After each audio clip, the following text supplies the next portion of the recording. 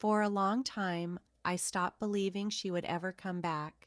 That was the painful truth. During the first few months after she disappeared, I constantly checked my phone, stared at the front door, and spent countless sleepless nights hoping to hear her footsteps. As time passed, I forced myself to accept that she was gone. Slowly, I built a new routine and learned to live with the emptiness.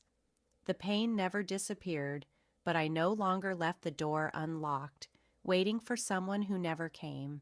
Then, on a cool Tuesday evening in October at exactly 7:43 p.m., someone knocked on my door. I almost ignored it because I was busy making dinner. For a moment, I thought whoever it was could wait, but something made me walk over and open the door. There she stood. Elena looked older than I remembered. She seemed quieter, and there was a sadness in her eyes that had never been there before. Standing beside her was a little girl holding her hand. The child looked up at me with the same dark eyes Elena had on our wedding day. My legs felt weak, and I grabbed the door frame just to stay steady. Elena looked at me and quietly said, "I know I owe you more than I can ever explain. Can I come in?" My name is Caleb. I'm 38 years old. 2 years earlier, my wife had vanished without a single warning. For 3 months, I honestly didn't know whether she was alive or dead. We had been married for 4 years after spending 6 years together before the wedding. We met in our 20s while working in creative industries. Elena was a talented photographer, and I worked as an architect. Although we had crossed paths several times before, we didn't truly meet until a gallery opening where we spent 4 hours talking without realizing how late it had become. I drove her home that night, accepted her invitation for coffee, and somehow stayed until the next afternoon. From that moment on, my life changed. Elena was different from everyone I had ever known.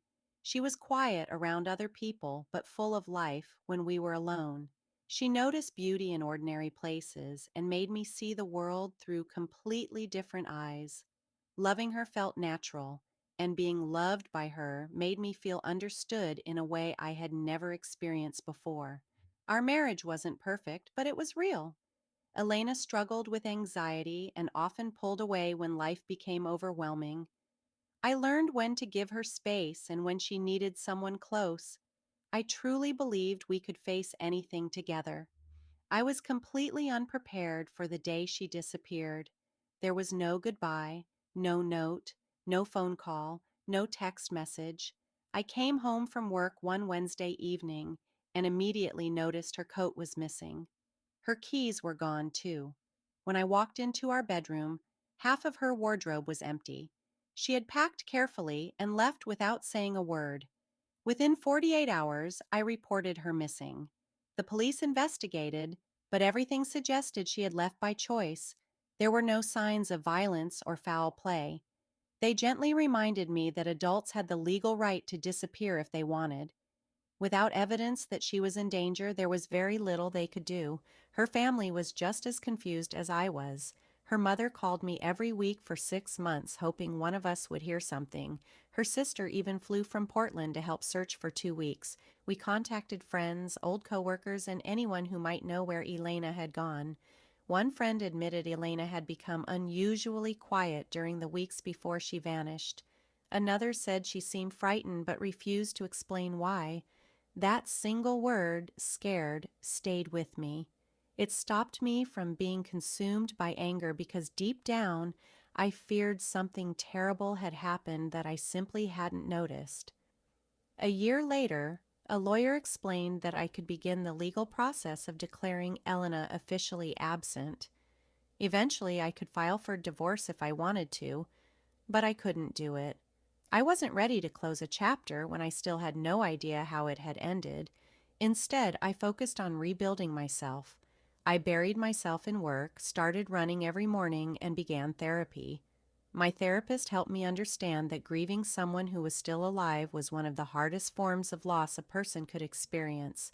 Little by little, I stopped fighting my emotions and allowed myself to feel them. By the end of the first year, I was surviving.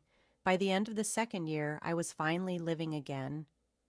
Around that time, I met Diane. She knew everything about my past from the beginning. She never rushed me or expected promises I wasn't ready to make. She simply stood beside me with patience and kindness. Then Elena returned. I made tea because I needed something to keep my hands busy. The little girl introduced herself as Maya and quietly played with her toys while Elena and I sat at the kitchen table. For a long time, I simply listened. Elena explained that her anxiety had become much worse during the year before she disappeared.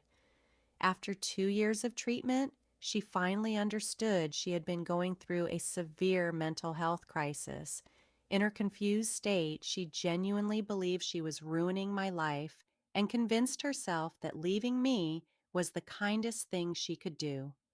She fled to another state, where an aunt I had never met welcomed her without asking questions and helped her receive therapy, medication, and the care she desperately needed.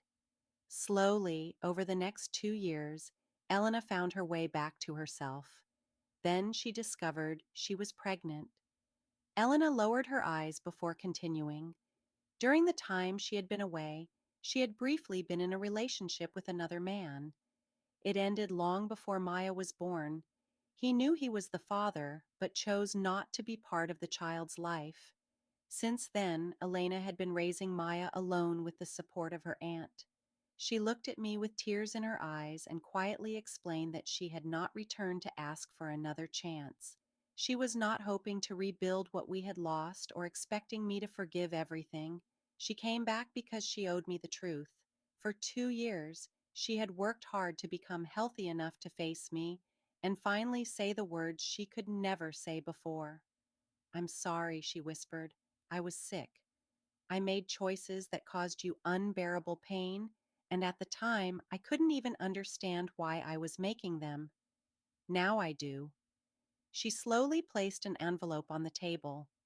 Inside were divorce papers that had already been signed and notarized.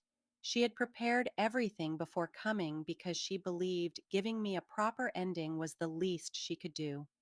She wanted to return my freedom with honesty instead of silence. For several moments, I simply stared at the papers. Then my eyes moved toward Maya, who had quietly fallen asleep on my couch with a small stuffed rabbit tucked beneath her arm. Finally, I looked back at Elena.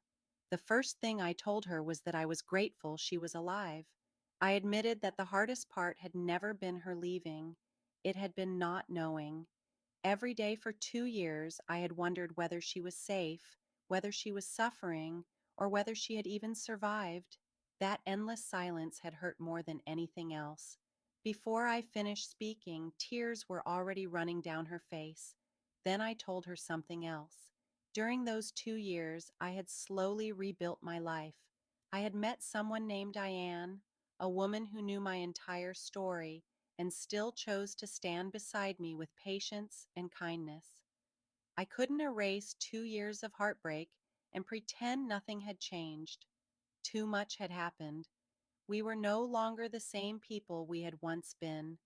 Elena nodded gently. "I know," she said. "I'm not asking you to." I explained that everything she had shared was overwhelming and that I couldn't make any decisions that night.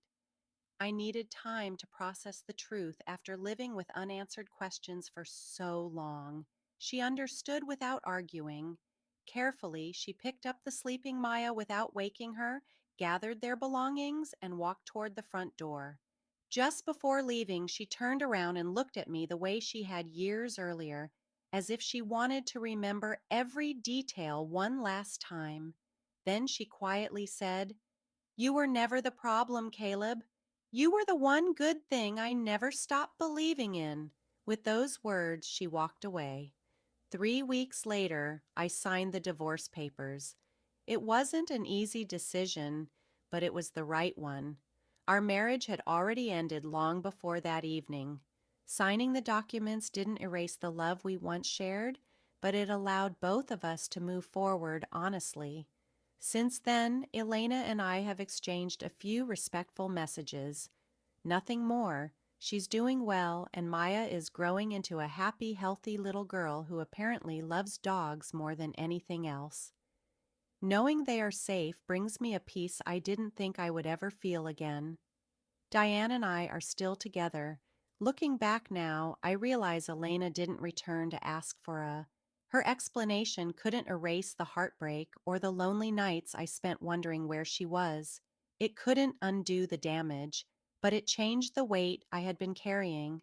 For the first time, I finally understood what had happened, and that understanding allowed me to let go. Life doesn't always give us perfect endings. Sometimes it gives us answers long after we've stopped expecting them, and sometimes that's enough. Some doors don't close the first time they're shut. Sometimes they remain slightly open, leaving questions behind. But if you're fortunate, life gives you one final moment to close them completely. Only then can you truly walk forward.